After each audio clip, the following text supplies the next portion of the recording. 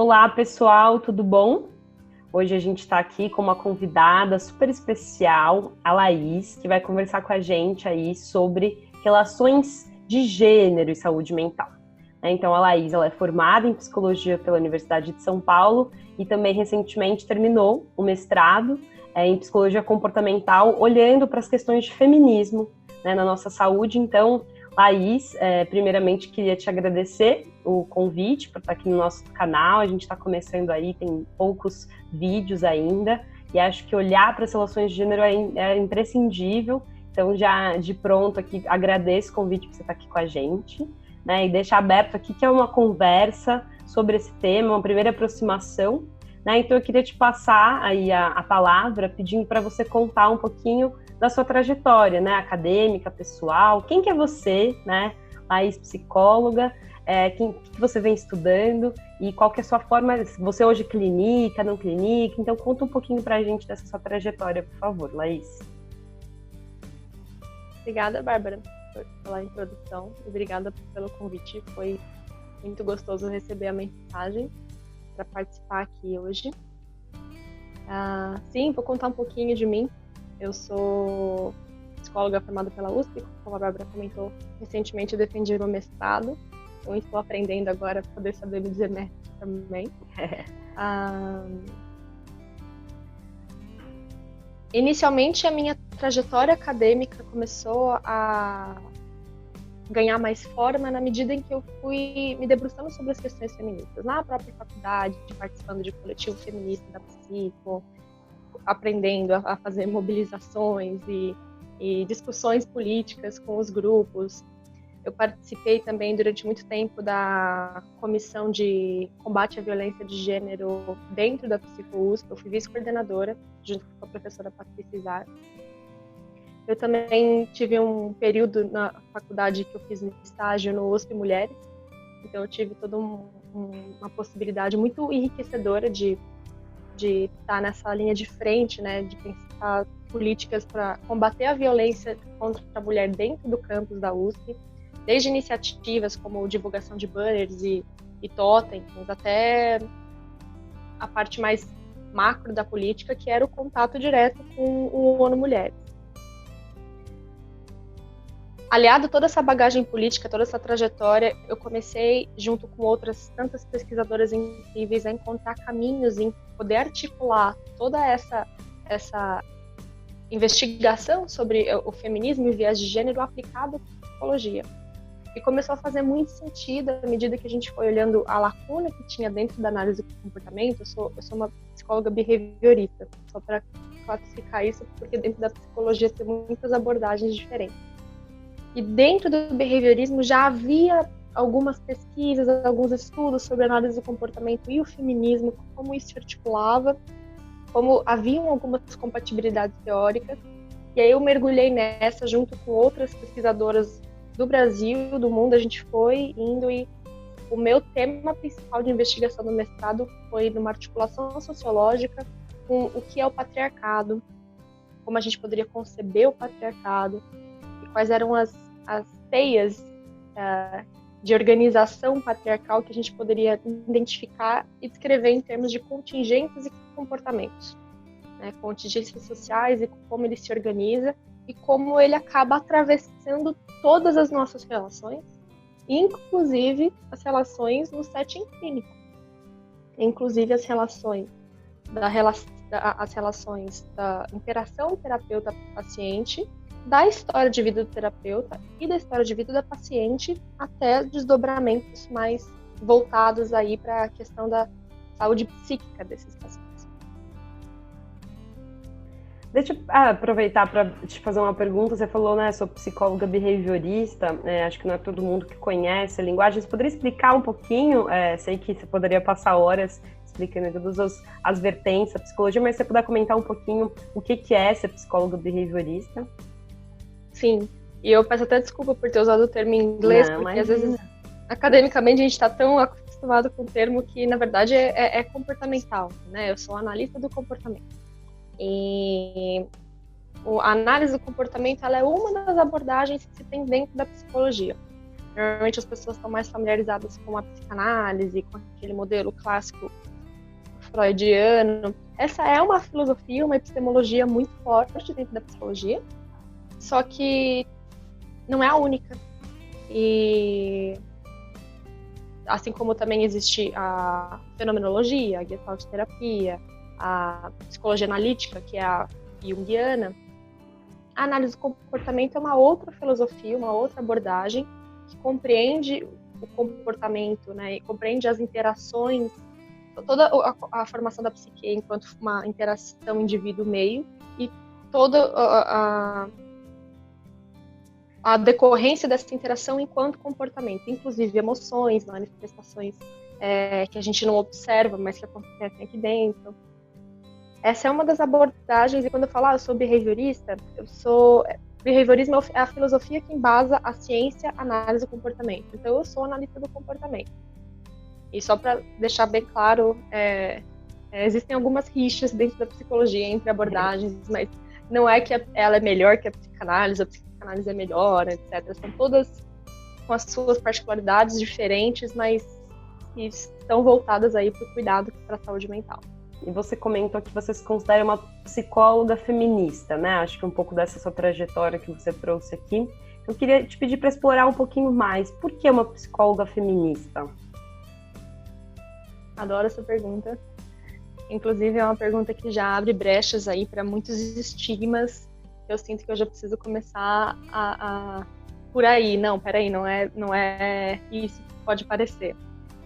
Ser uma terapeuta, uma psicóloga feminista, né, não é para ser entendido enquanto fazer uma terapia na qual eu vou pegar a Simone de Beauvoir na primeira sessão com os pacientes e começar a doutriná-los sobre os feminismos e as vertentes. Não é nada disso, né? Ou quando a gente fala psicóloga feminista, é uma psicóloga que vai estar atenta a variáveis culturais de gênero, a variáveis culturais da socialização masculina, socialização feminina e todas as suas complexidades entre essa lógica binária, e a influência dessas variações culturais, dessas variáveis culturais, no comportamento, na bagagem do indivíduo que está ali no consultório e nos padrões de comportamento que nem sempre, vou colocar um exemplo assim, é muito comum às vezes dentro do feminismo, na cultura um certo discurso biologizante. Então, por exemplo, como feministas a gente consegue entender que a mulher não nasceu mais frágil, mais delicada ou naturalmente voltada para ter um instinto materno e ficar no lar tendo cuidados domésticos. A gente consegue sair dessa perspectiva essencialista e entender que, Simone de Beauvoir fala isso, né? A gente vai aprender a desenvolver esses comportamentos, mas a gente não nasceu desse jeito, né? Então não se nasce mulher, torna-se. A percepção que a gente tem de saúde mental é muito similar. Então, o indivíduo não nasce com a possibilidade de virar a ser uma pessoa deprimida. O indivíduo não nasce com a tendência de ser um sociopata, né? Claro que existem variáveis biológicas aí, que a gente chama de filogenéticas, que estão ali escritas no nosso código genético, mas que só poderão se manifestar ou não na relação que o indivíduo desenvolve com o meio. Então, toda a análise psicológica do indivíduo, do indivíduo que chega ao consultório, né, de um indivíduo que traz um relato de sofrimento de si, a gente vai ter que necessariamente olhar para a história de vida dele e atravessada por todas essas estruturas patriarcais, todas essas violências de gênero, e entender que todo o sofrimento que ele me trouxer não é porque ele nasceu mais frágil ou com mais tendências a querer, por exemplo, como eu falei, efetuar trabalhos domésticos ou cuidar dos filhos, né? Foi algo que a sociedade ensinou, que a sociedade cobrou, e às vezes não explicitamente, né? É desde aquela que a gente chama também de relações de reforço, né? O reforço diferencial para homem e para mulher. Enquanto o menino ele tem reforço diferencial, ou seja, ele é mais incentivado, ele é mais motivado e valorizado quando ele desempenha atividades de jogar bola, de ser esportista, de ir lá e fazer as hard sciences, né, que a gente chama, de ir bem na escola. As meninas, elas são menos reforçadas diferencialmente quando elas são esportistas e são mais reforçadas, por exemplo, quando elas ficam em casa brincando com o brinquedinho de fogão da cozinha. Sim. Isso é um reforçamento diferencial que a gente chama. E o tempo todo na nossa vida a gente teve reforçamento diferencial a depender do nosso lugar social. Nós somos mulheres. A gente teve uma socialização feminina através também desses reforçamentos diferenciais e que também se pautam em informações mais complexas, né? De formas de expressar afeto, de formas de existir nas nossas relações românticas, familiares, das responsabilizações que a gente tem. Outro reforçamento diferencial mais evidente, mais cristalino que a gente pode pegar é a reforço diferencial voltado para a questão racial, né? Como nós, pessoas brancas, tivemos nossos privilégios e, portanto, tivemos mais acesso a certos reforçadores, porque somos brancos, né? Que pessoas negras dificilmente teriam. Ou que tiveram acesso, mas muito mais dificultado, porque foram muito mais descredibilizados ao longo da história de vida, né? Como isso traz impactos para autoestima, né? Para a forma de se expressar. Enfim, eu acho que eu acabei divagando um pouco, mas eu fui tentar explicar como, na verdade, a terapeuta feminista é uma terapeuta que vai levar em conta essas variáveis, né? Uma terapeuta que vai levar em conta essas variáveis culturais e voltadas para a questão de gênero para trabalhar a saúde mental dos pacientes, enfim. Perfeito, Laís. Não, acho que você explicou muito bem. Eu acho que se a gente não vivesse uma sociedade tão machista, talvez nem precisasse de reforçar, né, e falar que você é uma psicóloga feminista, porque uma psicóloga já daria conta, mas eu acho importante trazer esse viés e dialoga completamente aí também com o que você vem pesquisando. E aí queria aproveitar para te perguntar se você poderia compartilhar um pouco com a gente como que foi, né, o processo do mestrado, qual que foi seu tema, né, então, de análise do comportamento feminismo, mas exatamente qual que foi o tema, se teve algum achado de pesquisa interessante que você possa compartilhar com a gente. Tá. Essa eu juro que eu vou tentar explicar sem tantos termos difíceis. Não tem problema. Porque a gente acaba ficando meio viciado nas linguagens técnicas e a gente fala, não, pera, isso aqui é muito técnico. Mas dá para explicar assim, basicamente, eu fiz um levantamento bibliográfico das autoras da sociologia que trabalhavam a questão do patriarcado. Ele não é um termo homogêneo dentro do feminismo, tá? Tem muitas feministas que vão achar que não precisa se falar de patriarcado, tem feministas que vão conceber o patriarcado por uma outra ótica. E eu escolhi a Safiotti, que é uma socióloga brasileira, faleceu faz poucos anos, mas teve uma trajetória muito forte aí dentro do feminismo marxista.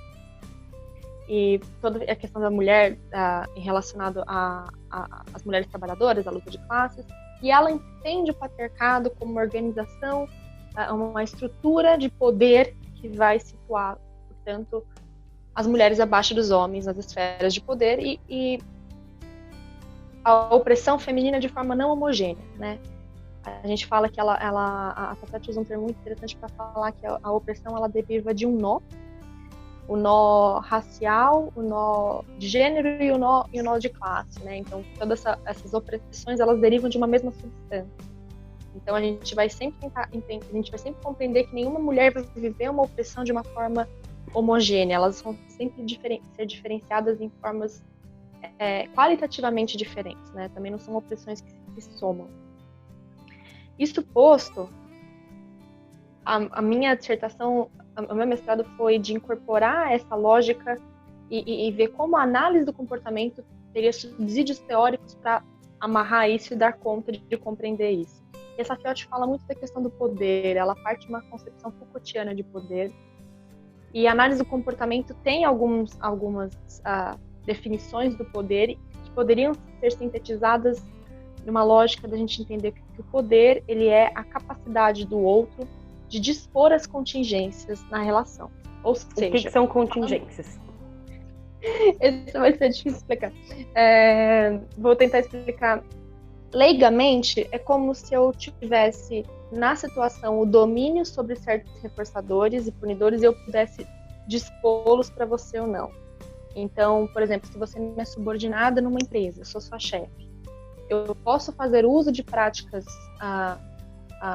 contingências comportamentais, práticas controladoras, em que eu determino quanto salário você vai ter, qual que é a quantidade, contingente ao que seu salário? Depois de você trabalhar um dia inteiro, depois de você trabalhar a semana inteira, depois de você fazer tantas coisas na empresa, deixar de fazer. Quem determina isso é o patrão. Então, o que faz com que eu tenha essa configuração que a gente fala dessa forma? Eu tenho mais poder sobre você. A Safety, ela vai entender o patriarcado, então, como uma estrutura em que os homens vão ter mais poder sobre as mulheres. E como eles vão ter mais poder sobre essas mulheres? Primeiro, eles estão situados em posições, majoritariamente, de maior capital político, que os permite dispor essas contingências. Então, mais salário, os homens ainda ganham mais salário do que as mulheres, e o dinheiro é um reforçador social muito importante, porque é ele que permite, nessa sociedade que a gente vive, acesso a tudo que a gente precisa para viver. E ocupam maiores cargos políticos, ou seja, os cargos justamente de poder que estão voltados para a disposição de contingências na sociedade são ocupados majoritariamente por homens.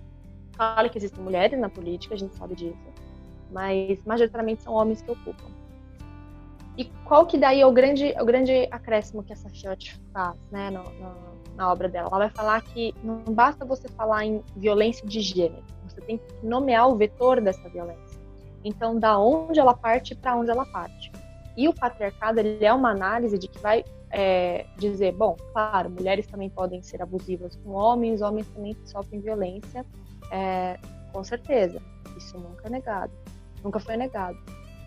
Mas o vetor da violência, ele parte majoritariamente de homens contra mulheres. Isso aparece nos dados, por exemplo, de violência sexual, onde mais de 90% dos agressores são homens e 80 e tantos % das vítimas são mulheres. E extrapolando um pouquinho mais, em termos psi, a invalidação emocional é outro componente muito importante dos desdobramentos da saúde mental. Então, por exemplo, da mesma forma que os homens são invalidados emocionalmente, sim, num lugar de demonstrar sofrimento, as mulheres também são muito invalidadas emocionalmente num lugar de sentir determinados sentimentos aversivos, de poder expressar raiva, de poder até serem acreditadas, né? Muitas vezes as mulheres são deslegitimadas e invalidadas emocionalmente quando elas relatam sofrerem algum tipo de agressão, né? O relato delas é minimizado. E aí, em termos comportamentais, como a gente entende a invalidação emocional? Se você não reforça o relato de uma criança, dela dizendo para você que está com dor, ela vai começar a variar o comportamento para expressar a dor que ela está sentindo. Daí ela vai começar a expressar, a variar o comportamento de um jeito muito extremo, ou seja, gritando e jogando tudo para cima, porque aí ela consegue atenção. Então você faz o quê? Você está selecionando um determinado padrão comportamental. A criança, ela não vai daí falar, pai, mãe, estou com dor, com sono, preciso dormir, porque ela não teve essa resposta reforçada antes. Então ela vai começar já gritando e jogando tudo para cima. Daí a tendência dos pais é falar assim, caramba, meu filho nasceu com problema. Não nasceu com problema. Porque às vezes na bagagem, no histórico de vida daquela criança, foi a única resposta que ela obteve o reforço. Que é justamente para tentar articular e ver como a análise do comportamento pode dar conta de amarrar essas explanações sobre o patriarcado que essa sociologia dá e fornecer, portanto, uma síntese de que o patriarcado é nada menos do que contingências e padrões de comportamento e regras sociais que os indivíduos incorporam através dessas relações de reforço e punição, né, que eu falei antes, através dessas contingências macro, incorporam como regras. Então, eu estou sob controle de uma regra patriarcal quando, por exemplo, eu me cobro de, sei lá, ter que usar sutiã e uma blusa cor-de-rosa porque se eu fosse homem, talvez eu não tivesse sob controle dessa regra e me cobrando de fazer isso, por exemplo. O que eu gostaria muito de explorar com você, né, que é de que forma o gênero, né, ele pode influenciar, né, no aparecimento de algum sofrimento psíquico ao longo do desenvolvimento da vida. E você trouxe aí tanto as relações de poder, desigualdades salariais e formas de violência. E aí, para tentar exemplificar, assim, te pergunto, quando a gente tem um caso de violência contra a mulher dentro de casa, né, que a gente sabe que aí são dados alarmantes no Brasil todo, o que isso gera? Qual que é o sentimento? E aí, olhando para as duas pessoas envolvidas nessa relação, né? Eu acho que é muito difícil responder para você o que essa mulher está sentindo, porque, de novo, né, vai depender de uma série de contingências que eu não tenho acesso e cada caso é um caso, né? Eu teria que conversar individualmente com cada mulher. Mas se a gente fosse fazer uma análise macro, a análise de comportamento também dá conta dessa explanação quando ela fala a respeito do conceito de liberdade. O que é a liberdade? A liberdade ela pode ser medida quando a gente consegue ter ali ao nosso ambiente contingências alternativas reforçadoras. O que isso significa? Qual que é o grau o espectro de escolhas que essas mulheres têm? Elas podem sair de casa a hora que elas querem? Se elas quiserem se separar dos seus maridos, elas podem pegar o dinheiro que elas ganham trabalhando e viver outra vida? Elas podem emocionalmente abandonarem o marido e falarem, pronto, não estou mais casada, sou divorciada, isso não significa nada? A gente tem que entender qual é o grau de escolhas que essas mulheres têm ali à disposição delas para poder nomear o quão livre elas estão, o quão livre elas se sentem, e aí inferir uma correlação com o sofrimento de si ou não. E o que a gente enxerga na maioria das vezes? Que essas mulheres, as vítimas de violência doméstica, né? Em análises mais superficiais, tem muita gente que vai reproduzir a lógica de culpabilizar essas mulheres, de dizer que elas, puxa, mas elas estão ali apanhando e continuam em casa por quê? Horas bolas, porque elas não saem, né? A gente tem que lembrar dessa contingência de poder e entender primeiro quem está dispondo da contingência de quem. Quem determina quais as regras essa mulher deve cumprir? O patriarcado. O homem quando espera que ela cozinhe para ele. O homem quando espera que ela não saia de casa com uma roupa que ele não aprovou. O homem quando ele está esperando que ela tem que aceitar sim, ele vai chegar em casa a hora que ele bem entender e que ela tem que oferecer sexo para ele a hora que ele quiser. Que a gente chama de tudo, né? Só que nem sempre as mulheres vão poder nomear dessa forma. E vão conseguir nomear dessa forma, porque essas regras comportamentais estão tão internalizadas que não é nem concebível a ideia de que elas podem escolher.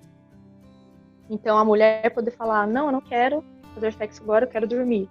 Não existe essa possibilidade de escolha para muitas mulheres, porque já está internalizada a regra de que elas têm que responder a esse código patriarcal materializado ali no marido que vai e cobra, que vai e impõe, que vai e não entende que ela pode dizer não, porque o universo de escolhas dela está cerceado. E aí a gente pensa em impacto na saúde mental com relação a isso, né? Tem um dado no IPE muito interessante que eu coloquei na minha dissertação, que é de 2016, que fala também sobre a responsabilização que as mulheres têm sobre os cuidados domésticos e o cuidado com os filhos. Então você já tem mais elementos, né, mais obrigatoriedades do ser mulher que restringem o repertório comportamental dela. Então, se elas se cobram de ter que deixar a casa limpa, de ter que cuidar dos filhos, de ter que cozinhar para o marido, qual que é a possibilidade que elas têm para variar o comportamento e se comportar diferente disso para, sei lá, e tentar estudar uma coisa diferente e se aplicar, ou talvez até se imaginarem fora daquele casamento, podendo se relacionar com outros. Não existe, né? A vida dela está ali engessada dentro de uma expectativa patriarcal. E também a questão da maternidade compulsória, né? Para muitas mulheres não existe a possibilidade de, não quero ser mãe, né? Não só, eu digo nas estatísticas a mulher engravidou e quase que fica a cargo dela ser responsabilizada por essa gravidez, né? Nunca recai sobre o homem a responsabilização de, não, peraí, deixa eu pegar a camisinha, deixa eu, né, tentar prevenir a gravidez. É sempre voltado a mulher engravidou porque quis, ela engravidou, sabia muito bem o que estava fazendo. Todas essas são formas de você estabelecer contingências punitivas, né? De você, então, estabelecer uma contingência aversiva na qual você pune a mulher por ela não ter performado e se responsabilizado por uma coisa que não necessariamente é a responsabilidade dela. É do casal, né? É do homem também. Só que, de novo, regras patriarcais, comportamentais, produzem essa hiperresponsabilização sobre as mulheres. Então, elas ficam com o repertório comportamental delas restrito. E aí, elas podem variar muito menos do que os homens podem variar. Então, em termos de sofrimento mental, quando você restringe o repertório comportamental de um paciente, né, de uma pessoa, ao ponto dela dificilmente poder variar, ela tem escassez de reforçadores, né? Então, no dia a dia dela, são só responsabilidades, só contingências aversivas, ela não tem tantos reforçadores ali disponíveis para ela. É isso que acontece com um sujeito que deprime.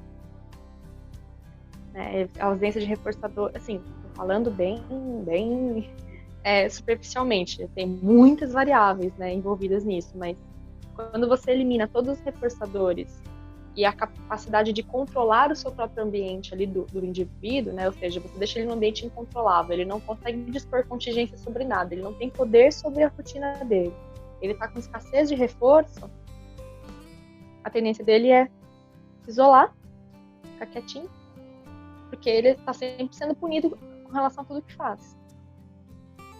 Não varia o comportamento, enfim. Então, assim, não estou falando que todas as mulheres automaticamente deprimem por viverem sob essas contingências, mas a invalidação emocional e a hiperresponsabilização que fazem sobre as costas de mulheres num contexto patriarcal certamente interfere na forma como a saúde mental dela vai desenrolar. Deu para entender? Ficou muito confuso? Legal, deu sim. Queria só tentar pedir, Laís, se você poderia trazer adjetivos e substantivos que sejam um pouco mais tangíveis para mulheres e homens que estejam nos assistindo, quando você fala tentando transpor um pouquinho aqui o linguajar técnico, né? Isso se mostra, por exemplo, com uma falta de confiança, autoestima baixa, então tentar trazer para esse linguajar que a gente consegue entender quais são os sintomas que a gente poderia ter, não falando do transtorno, depressão, mas desse humor deprimido, né, que pode ser uma consequência desse processo de invisibilização, de falta de reforços positivos. Vou tentar dar um exemplo concreto. Por exemplo, assim, interação social. Se a mulher tem uma rede de amigas, de familiares, de pessoas que não é só de reforço de elogiar e falar, ai, você é incrível, maravilhosa, mas de validar as emoções dela, né? Dela sentir que ela tem um respaldo emocional para poder dividir uma coisa que tá difícil, para poder reclamar sobre, putz, tô trabalhando pra caramba, tá difícil. E alguém que tá escutando ela, né? Não tá punindo ela e brigando com ela de volta porque ela não está dando conta, né? Quando você aumenta, né, as possibilidades dessas mulheres terem interações sociais saudáveis, né, se vincularem com outras pessoas, tá além ali do marido, né, de poderem ser amigas das famílias e tal. E, sobretudo, acho que o fundamental aí é com validação emocional, né, que foi aquele exemplo que eu dei da criança, né, a criança poder falar, estou com dor de barriga, estou cansada, estou me sentindo assim, e a outra pessoa escutando ele de fato e validando ali, dando legitimidade legitimação porque ela está sentindo, você consegue pelo menos permear o ambiente da pessoa com mais, que eu estou chamando de reforçador, né? Essas interações mais saudáveis, mais validativas. E aí quando você enxuga tudo isso da mulher, enxuga tudo isso da pessoa, ela não tem então outras interações sociais que não a relação com o marido, né? E isso é uma característica de relacionamento abusivo, né? O parceiro tende a isolar a mulher de interagir com outras pessoas. Ela só tá ali numa única relação com ele. E ele dispõe de todas as contingências sobre elas, econômica ou social mesmo, né? Ela se pauta muito, se respalda muito sobre o que ele acha dela para ela poder achar de si mesma. Ou seja, ela não tem o contato com uma comunidade externa, né? Aí sim, é isso que eu estou chamando de estar restrita, né? De restrição de contingências, de estar, portanto, com a sua liberdade tolhida. E aí acabar, então, se você potencializa a convivência de um indivíduo, né, só com esse tipo de interação, sem esses elementos aqui de, como eu falei, amigas, familiares e tal, é só ali com alguém que está sempre punindo, que está sempre não validando, não legitimando a dor, não acolhendo, é possível depressão, é possível transtorno de ansiedade generalizado, é possível muitas comorbidades aí, mas que de fato vem de um lugar de alguém que tem medo de se comportar, porque toda vez que se comporta, interage, é punido, então a tendência é o isolamento dela interagir cada vez menos. Não sei se ficou melhor esse exemplo da interação que eu dei, é só porque é um elemento muito comum na clínica da gente falar. Claro, legal. Não, deu para entender com certeza, Laís. Queria aproveitar para puxar o gancho, assim, para trazer também um pouco de dados da realidade, né? Então, foi muito legal que logo no início você trouxe que a gente não pode, todo um discurso biologizante que olha para o gênero, né? Então, a mulher ela é mais propensa a ter empatia, afeto, ou a cuidados, né, pelo instinto maternal. Então, esse discurso do biológico, enquanto e contrapondo a como o homem pode se comportar, é muito comum que a gente também, às vezes, quando vai discutir saúde mental, tenha gente que vai olhar e vai falar, o homem, ele tem essas características, portanto, é mais comum que ele desenvolva algum transtorno. Então, você trouxe isso, né, logo no início da sua fala, e aí eu queria te perguntar, quando a gente vai para os dados, né, no Brasil especificamente, aí tentar se ater aqui à realidade brasileira, a gente tem prevalência maior de alguns transtornos mentais em populações masculinas e femininas diferentes? E se sim, se você pudesse dar exemplo de alguns transtornos e aí um palpite ou um pouco a sua trajetória te mostra o porquê disso, né? Então, quando a gente pega aí dados de suicídio, a gente tem que os homens eles tentam menos suicídio, executam mais fatais, né? Isso tem a ver com o processo histórico dele não buscar ajuda, então talvez de buscar ajuda quando é muito tarde, ter fatalidades maiores nesse caso. Estou trazendo um exemplo aqui que eu conheço do suicídio, mas te pergunto, existe de fato diferenças de prevalência, de incidência sobre a população masculina e feminina diferentes para determinados transtornos? Sim, existe, e que bom que você falou do suicídio, né, porque às vezes ser uma psicóloga feminista, as pessoas vão entender que eu estou só dizendo que as mulheres sofrem todas as comorbidades e os homens não sofrem. E não, isso é mentira, né? Os homens também sofrem com violência de gênero, também implica, é uma violência o processo, né, de ter que se adequar a uma socialização masculina, de ter que performar essas masculinidades, essa performance brutal, que responde sempre com violência, né, com a forma de sentir, né, de novo, o reforçador, né, qual é a forma como os homens aprendem. Não é do discurso biologizante, não é que o homem é naturalmente mais bravo, mas como ele aprende a expressar a raiva, né, quando ele vai lá e bate em alguma coisa, joga alguma coisa no chão, dificilmente ele é tão punido quanto uma mulher se ela fizesse isso, uma menininha pequena indo lá e batendo na cara do amiguinho. Nossa, às vezes ela acaba sendo muito mais punida por uma comunidade verbal do que o homem. O que isso quer dizer? Que a forma como o homem aprende a lidar com as suas emoções, a lidar com esses aspectos internos, vão acabar fazendo com que ele desenvolva padrões comportamentais de X, e a mulher, lidando com essas mesmas emoções, esses mesmos processos internos, desenvolvam padrões comportamentais Y. Por que homem comete mais suicídio? É muito comum a gente ver que homem pede muito menos ajuda, que homem é muito ensinado a ter que dar conta de tudo sozinho. Então, muitas vezes, eles não conseguem descrever um sentimento de dor, manifestar, ou até os homens deprimidos, né? Manifestar que eles estão em sofrimento, manifestar que eles estão se autocobrando bastante, manifestar que eles estão privados desses reforçadores afetuosos, porque eles já naturalizaram essa lógica social de que eles não podem sentir dor, porque dor é sinônimo de ser fraco. Que eles não podem chorar, porque chorar é sinônimo de fraquejar, de ser mulherzinha. E aí a forma como os homens elaboram essa dor, sem buscar ajuda, muitas vezes acaba sendo se suicidando, infelizmente. Agora, a depressão vivida em mulheres. Não que mulheres não se matem também, não que mulheres não cometam suicídio também. Só que as mulheres, elas vivem a depressão de uma forma diferente. Por exemplo, a gente consegue ver a correlação que existe entre mulheres deprimidas e com algum transtorno alimentar. Então a gente vê, por que 90% das pessoas diagnosticadas com anorexia e bulimia são mulheres e não homens, né?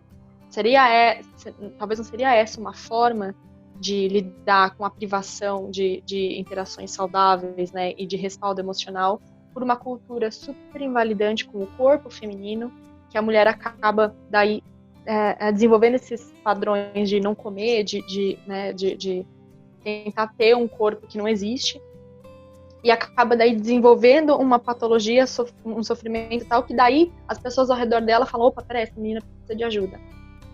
E aí os homens não estão sofrendo também, mas não necessariamente conseguem nomear isso, e daí acabam sendo negligenciados, e a menina acaba sendo também negligenciada de outras formas, mas ela acaba procurando ajuda mais rápido, porque é mais visivelmente aparente ali quando ela tá em sofrimento, porque ela tá ou muito magra, ou enfim. Outra, quando você perguntou, né, se existe diferença de gênero para essas comorbidades, eu acho muito importante falar da relação do TPB, né, o transtorno de personalidade borderline. No DSM, eu tava lendo as edições de 2013, né, eu acho que o DSM, o 5,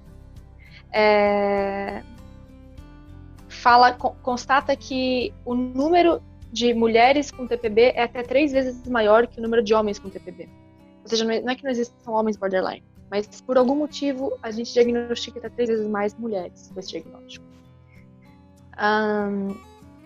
A Marsha Linehan, que é uma das autoras da DBT, que é uma das abordagens dentro da psicologia comportamental para tratar a pacientes border, ela faz uma investigação num artigo dela da década de 90 sobre a correlação de invalidação emocional de mulheres e abuso sexual com o diagnóstico de TPB.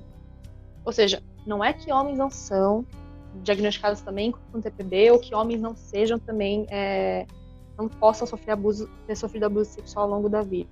Mas é que, majoritariamente, mais mulheres passaram por isso. E aí, a experiência, né, de ser abusado sexualmente e de não ter respaldo emocional é uma das mais invalidantes possíveis, né? A Marsha Linehan fala disso. É difícil imaginar uma invalidação emocional maior do que uma criança, uma menina falar que passou por isso e ser desacreditada. Esse tipo de trauma está altíssimo correlacionado muito com transtorno de personalidade border.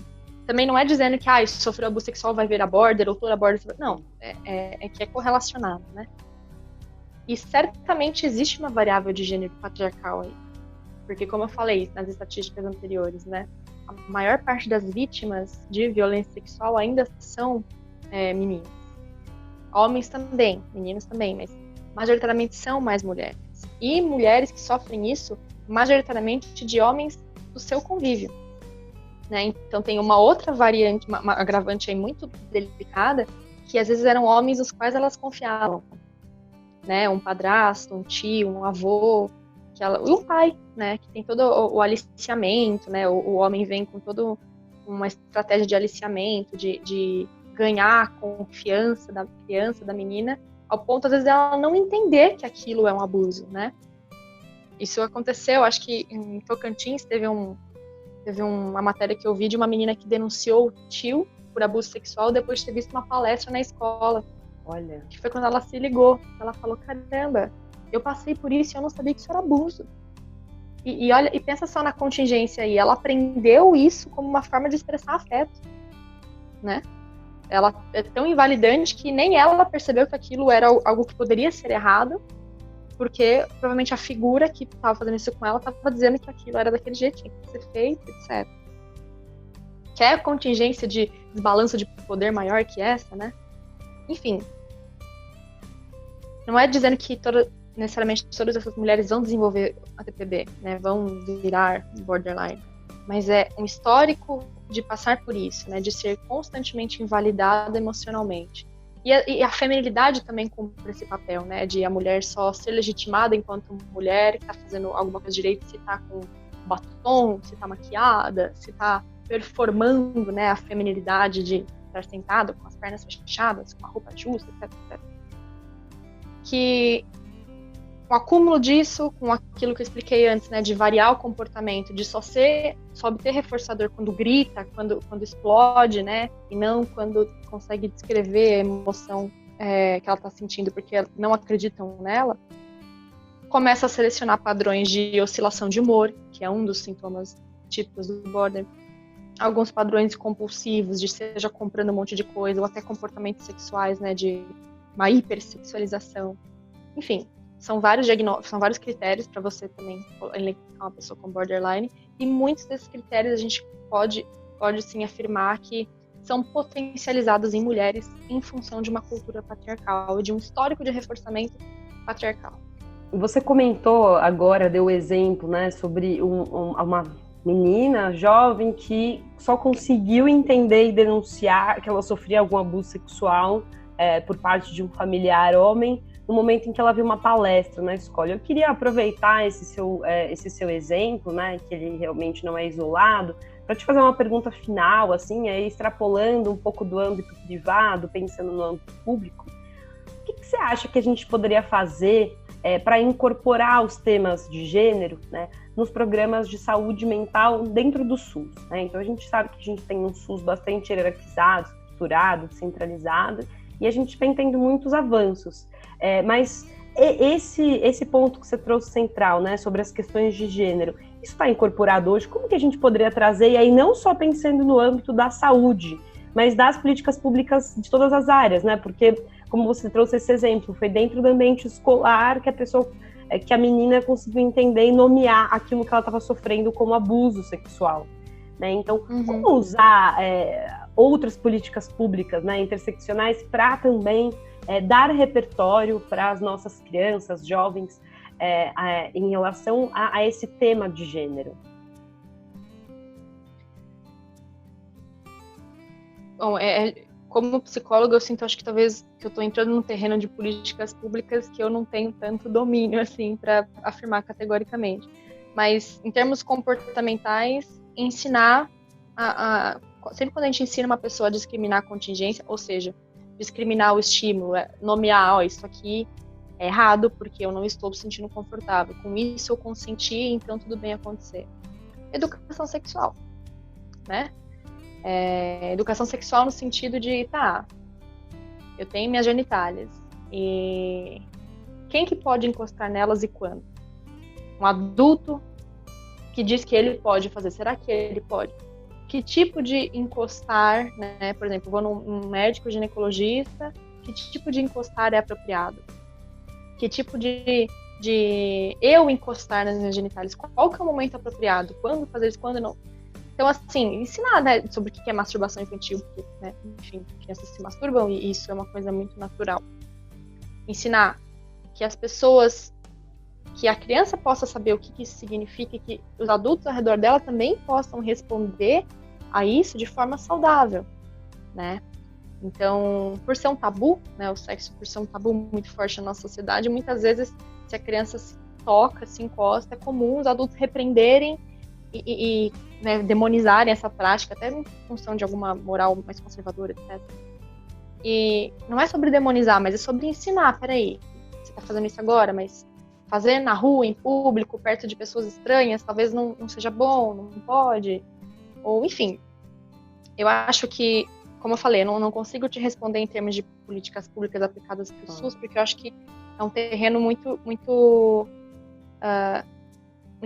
delicado para eu ir falando assim, mas como analista do comportamento, pesquisadora sobre o assunto, quanto mais a gente imune uma pessoa de poder discriminar no sentido de diferenciar, saber descrever o que eu estou sentindo, o que estão fazendo, o que pode ser feito, o que não pode ser feito, o que é consentimento, né? Porque eu não falei que não, tio, não pode, que ele pode vir e forçar.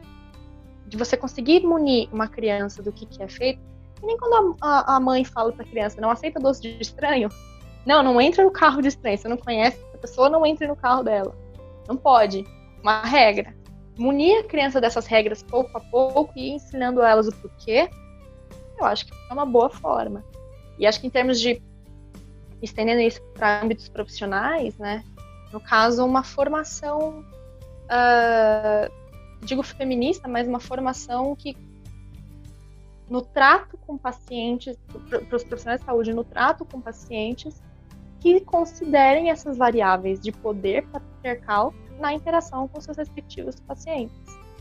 Então, também porque se a gente não está munido disso, a gente tende a reproduzir a estrutura que foi nos ensinada, né? Ou seja, a gente não questiona o patriarcado, a gente vai reproduzir nas nossas relações e não perceber o quão violentos a gente às vezes pode ser, né?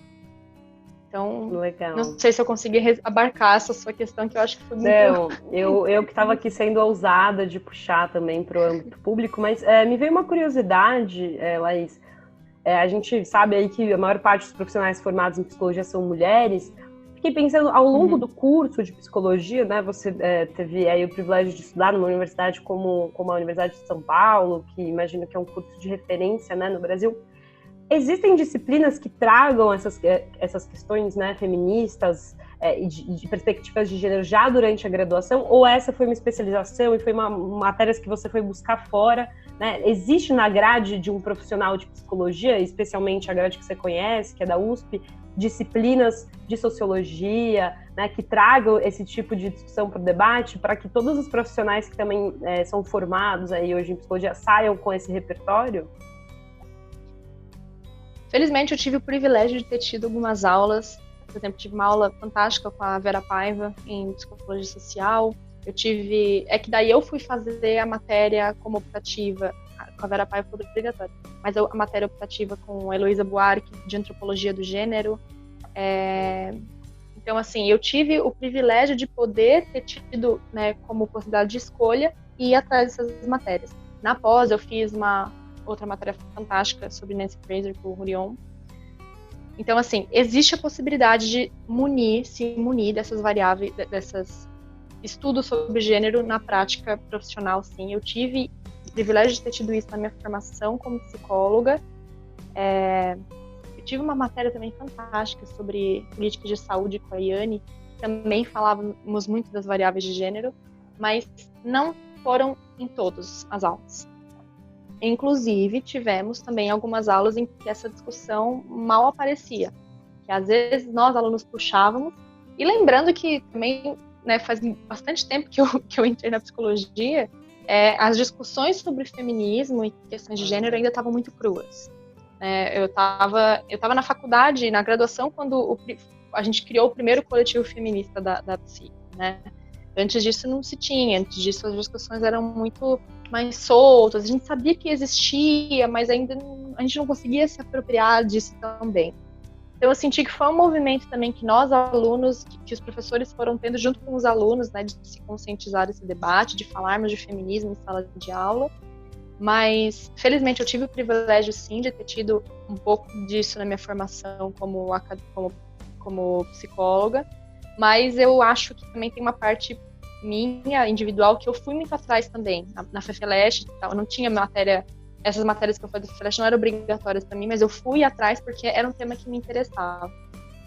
Só que não é todo mundo que tem, e eu acho que sim, certamente, se a gente quiser caminhar para uma direção, né, que contemple isso na formação de psicólogos, é fundamental uma matéria de gênero e saúde, né, uma matéria para as pessoas que estão se formando, né, uma matéria obrigatória de aspectos raciais e saúde, né?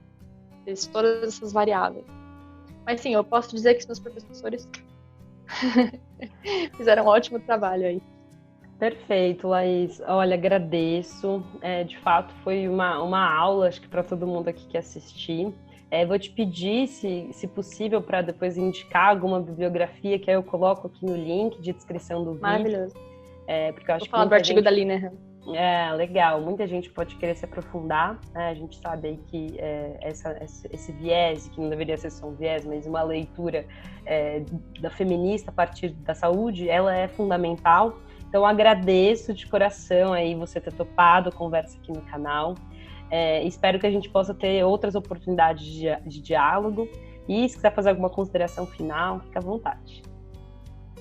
Eu que agradeço, Bárbara. Eu sentia agora que eu estou repassando toda a entrevista na minha cabeça. Eu queria pedir desculpa mais uma vez por talvez ter usado tantos termos técnicos, porque, enfim, acabei de defender o mestrado, estou lendo sobre isso toda hora, a gente acaba ficando meio que com vícios de linguagem.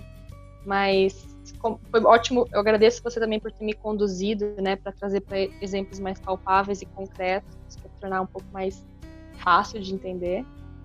E agradeço muito a oportunidade, né, por toda a nossa troca aí.